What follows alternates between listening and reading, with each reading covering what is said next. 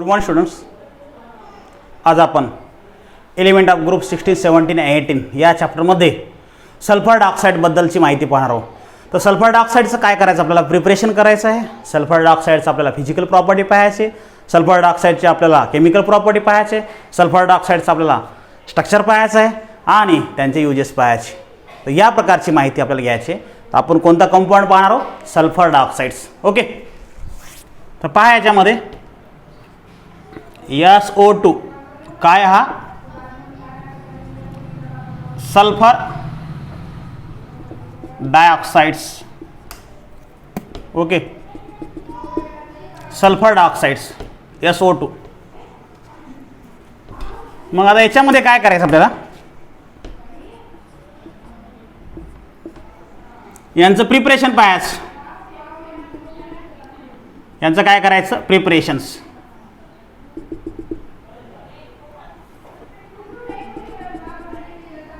पहिला part preparations.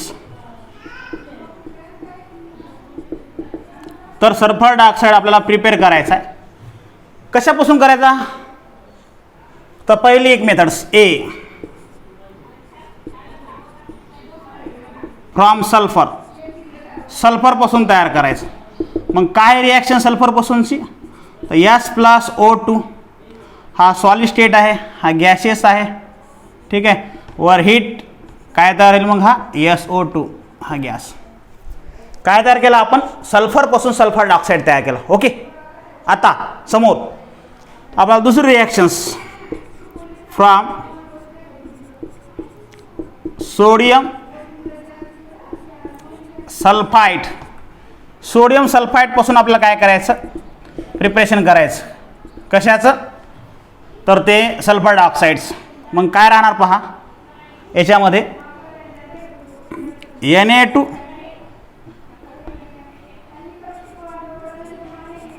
SO3 plus, आता याच्यामध्ये पुन्हा दुसरा कोणता टाकायचा, H2SO4. आणि जो तयार होणारा आहे तो जो आहे SO2 तो होणारच, पण बाय प्रोडक्ट काय राहतील, Na2SO4 आणि नंतरचा Na2SO4 झाल्यानंतर काय राहील, तो H2O. काय राहणार, H2O. पहा इकडे Na2SO4चं नाव काय आहे, sodium sulphide.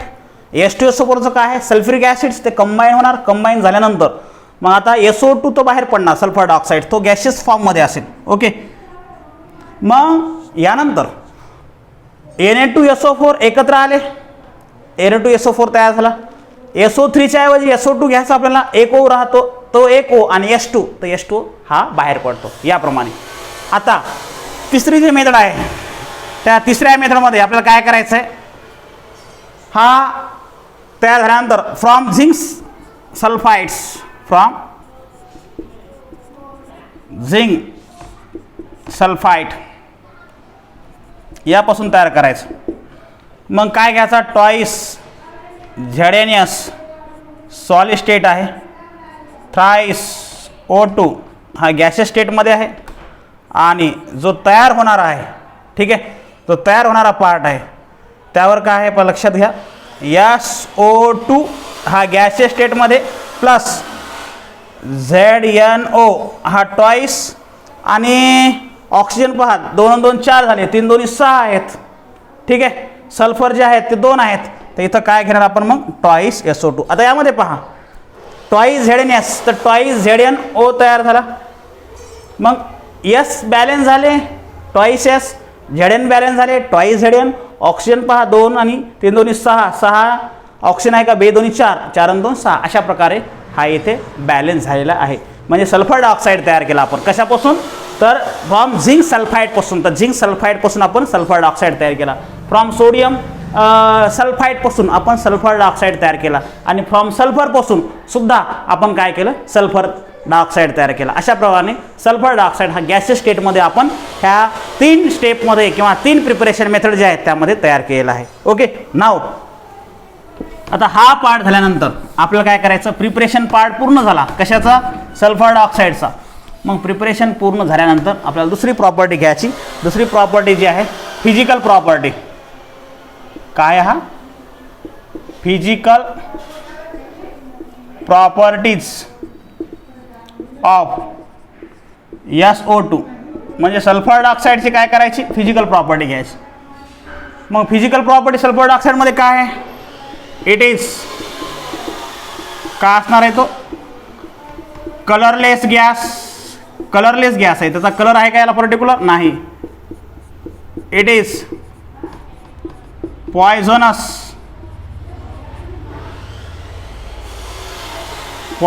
Gas. It is poisonous gas. त्यानंतर it is soluble in water. म्हणजेच काय काय इट इज कलरलेस गॅस आहे कलर नाही त्याला. It is poisonous gas poisonous आहे म्हणजे डेंजरस आहे. त्यानंतर it is soluble in water हा मात्र सोल्युबल होतो कशामध्ये वॉटरमध्ये. त्यानंतर it freezes at 2 atmospheric pressures. हा फ्रीज कशावर होतो 2 atmosphere pressures and boil at 263 kelvin temperature. म्हणजे एवढ्या टेम्परेचर तो फ्रीज होतो आणि एवढ्या ॲटमॉस्फिअर्स आणि एवढ्या टेम्परेचर तो काय होतो बॉईल होतो. ठीक आहे बॉईल होतो म्हणजे इव्हॅपोरेट थोडक्यात त्याचा. तर हा फ्रीजेस आणि बॉईल याप्रमाणे शब्द येतो. तर अशाप्रमाणे ही फिजिकल प्रॉपर्टी इथे कव्हर झाली. फिजिकल प्रॉपर्टीमध्ये सल्फर डायऑक्साईडचं काय आहे सल्फर डायऑक्साईड हा पॉयझनस गॅस आहे कलरलेस गॅस आहे वॉटर सोल्युबल आहे 2 ॲटमॉस्फिअर फ्रीज होतो आणि 263 टेम्परेचरवर केल्विन टेम्परेचरवर तो काय होतो हा बॉईल होतो म्हणजे सॉलिड स्टेटमध्ये असेल तर. त्यानंतर समोरचा जो पार्ट आहे तो पाहायचा आपल्याला केमिकल प्रॉपर्टीज. काय पाहायचे केमिकल प्रॉपर्टी. त्या केमिकल प्रॉपर्टीमध्ये आपल्याला एक एक रिॲक्शन घ्यायची. तिसरी प्रॉपर्टी पाहणार आपण केमिकल प्रॉपर्टीज. काय पाहणार केमिकल प्रॉपर्टीज ऑफ SO2. काय पाहणार केमिकल प्रॉपर्टीज ऑफ SO2. त्या केमिकल प्रॉपर्टी ऑफ SO2 मध्ये पहिली रिॲक्शन कोणासोबत आहे आता reaction with Cl2. Reaction with Cl2. आता Cl2 सोबत रिॲक्शन पाहायची. ठीक आहे रिॲक्शन विथ Cl2.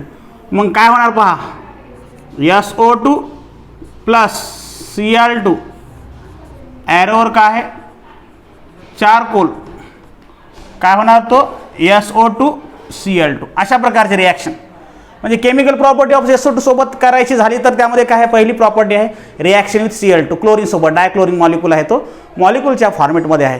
तर क्लोरीन मॉलिक्यूल सोबत SO2 ची रिॲक्शन होणार आणि काय तयार होणार SO2 Cl2. ठीक आहे त्यामध्ये क्लोरीन कंटेनिंग मॉलिक्यूल्स. दुसरी जी रिॲक्शन आहे ती आहे रिॲक्शन विथ O2. O2 सोबत रिॲक्शन आहे. O2 म्हणजेच काय आहे डायऑक्सिजन्स.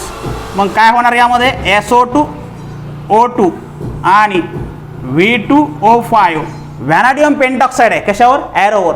मग आता काय होणार पहा हा SO2 आणि हा O2 मग काय होईल हा SO3. ठीक आहे SO3 झाला. मग हे सर्व काय आहेत गॅसियस स्टेट. हा सुद्धा काय आहे गॅसियस स्टेट हा सुद्धा काय आहे गॅसियस स्टेट. जी आहे ती गॅसियस स्टेट आहे. मग बॅलन्स कसा होणार सल्फर 1 आहे ऑक्सिजन 2 आहेत. मग याला काय करणार आपण टॉईस घ्यावा लागतो म्हणजे ऑक्सिजन 6 झाले सल्फर 2 झाले. इथं जर आपण असा टॉईस गेला तर इथं टॉईस SO3 हा रिॲक्शन्स की काय झाली ही आता बॅलन्स झाली आहे. म्हणजेच पहिल्या याच्यामध्ये चारकोल यूज केला दुसऱ्यामध्ये व्हॅनाडियम पेंटॉक्साईड कॅटलिस्ट यूज केला. यामध्ये SO2 प्लस Cl2 पासून काय तयार झाला SO2 Cl2. त्यानंतर रिॲक्शन विथ O2 झाली त्यामध्ये टॉईस SO2 प्लस O2 व्हॅनाडियम पेंटॉक्साईड हा कॅटलिस्ट म्हणून ॲक्ट केला. टॉईस SO3 हा गॅसेस फॉर्ममध्ये आपल्याला मिळाला.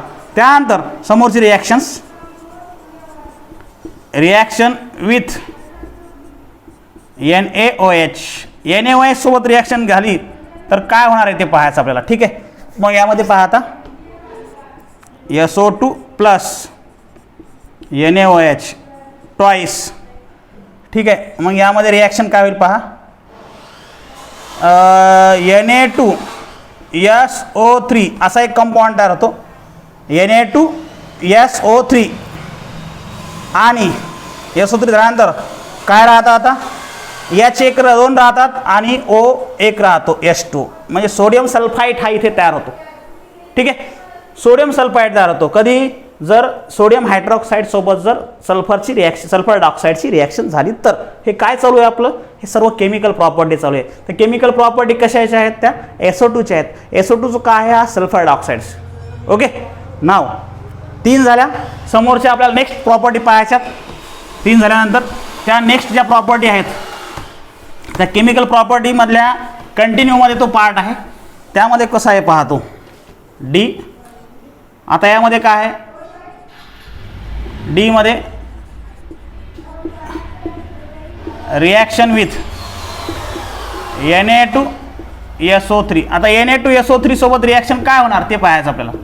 मग काय करायचं पहा, Na2SO3 plus H2O plus SO2. मग याची जी रिॲक्शन होते ते होते टॉईस NaHSO3. पहा इकडे Na 2 आहेत, H 2 आहेत, S 2 आहेत, O किती येतं, 3 2 6. हे 2 2 1 3 3 आणि 3 6. म्हणजे हा जो तयार झाला तो काय आहे, sodium hydrogen sulphide.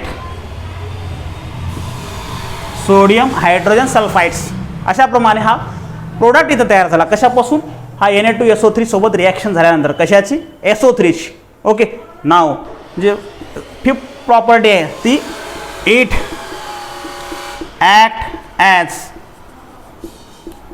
Reducing agents. हा काय ॲक्ट करतो, रिड्युसिंग एजंट्स. म्हणजे हा रिड्युसिंग एजंटमधून सुद्धा ॲक्ट करतो. कोण, SO2. तर अशाप्रमाणे सल्फर डायऑक्साईडच्या ह्या केमिकल प्रॉपर्टी झालेल्या आहेत. आपण आजच्या पिरियडमध्ये लेक्चरमध्ये आपण SO2चं प्रिपरेशन पाहिलं, SO2चं फिजिकल प्रॉपर्टी पाहिली, SO2ची केमिकल प्रॉपर्टी पाहिली, आणि अशा प्रकारे हा कंटेंट इथे SO2चा केमिकल प्रॉपर्टीपर्यंत संपलेला आहे. Okay, thank you.